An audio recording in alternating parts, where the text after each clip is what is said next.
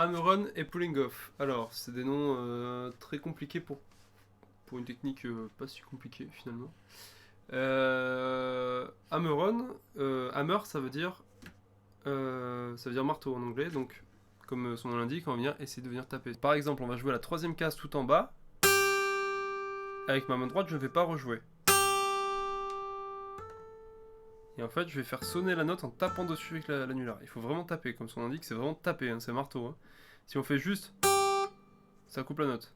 Donc là, il faut vraiment, voilà, c'est vraiment vigoureux. Bien céder du pouce pour bien serrer, en fait, pour bien choper la... Et le pulling off, du coup, pulling off, tirer. Donc là, on va jouer la note, c'est l'inverse, en fait. Pas la même technique, mais l'inverse en termes d'efficacité, enfin en termes de résultat. On va jouer la note. Et là, on va la rejouer avec celle-là en la tirant. Et du coup, c'est celle-là qui va ressonner. Donc ça va faire. Je vais te le remontrer. Donc si on alterne les deux, ça fait que je peux jouer la guitare avec une seule main finalement sur certains plans. Donc on va voir un petit peu plus en détail avec 3-4 exercices là. Le premier exercice, ça va être le premier plan de Stairway to Heaven du solo. Donc il va faire. Donc il y a un petit bend au début qui est. On a vu les bends dans la vidéo d'avant.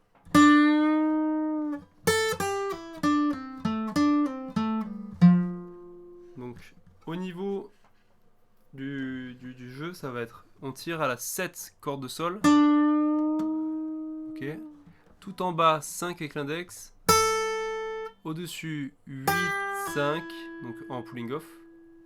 Au-dessus 7, 5 en pulling off. Au-dessus juste 7. En dessous 7, 5 en pulling off. Au-dessus 7, 5 en pulling off. Et on finit avec le 8 au-dessus. Donc.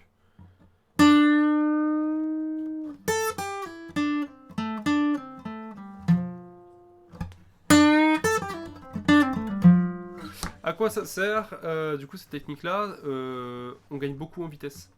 Parce que du coup ça allège beaucoup la main droite et ça fait qu'on se concentre un peu plus sur la main gauche, donc pour les droitiers. Et ça permet de faire des plans plus rapides, notamment par exemple si je fais ça, voilà je vais faire sur la dernière corde. Si je fais ce plan là,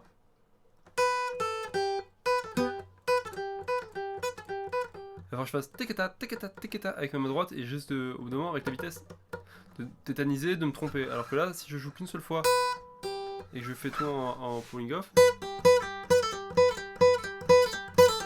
je joue qu'une fois. Voilà, par exemple si je fais par exemple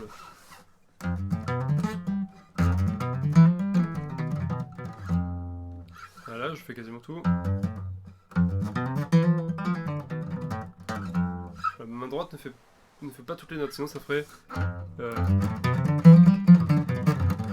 voilà, ce serait un truc dans ce style là, et notamment je suis moins à l'aise pour être à la même vitesse parce que les hammers font gagner beaucoup de vitesse. Donc voilà pour le premier exercice.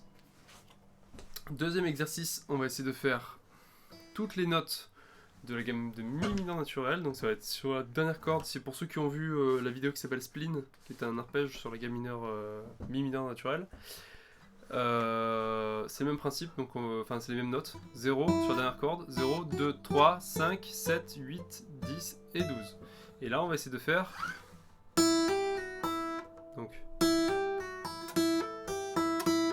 voilà, on va essayer de faire, on joue la note hammer, pulling off, pulling off.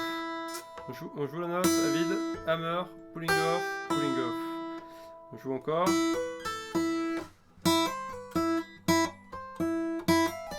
Donc en suivant les notes, donc par exemple là ça va être 0, 3, 2, 0. Là ça va être 0, 5, 3. Là ça va être 7, 5. Là ça va être 8, 7. Ensuite 10, 8 et ensuite 12. Et on finit à la limite avec la 12 pour faire un truc un peu joli. Donc ça va.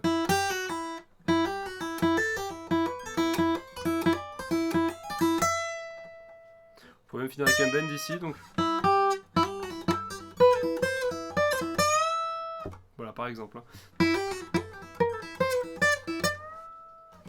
genre de plan qui est très cool et qui peut bien marcher. Autre dernier exercice, donc sur les mêmes notes, on va faire 0, 2, 0, 2, 3, 2, 3, 5, 5, 3, 5, 3, pardon, 5, 7, 5, 7, 8, 7, 8, 10, 8, 10, 8, et 10, 12, 10. Donc ça va faire. On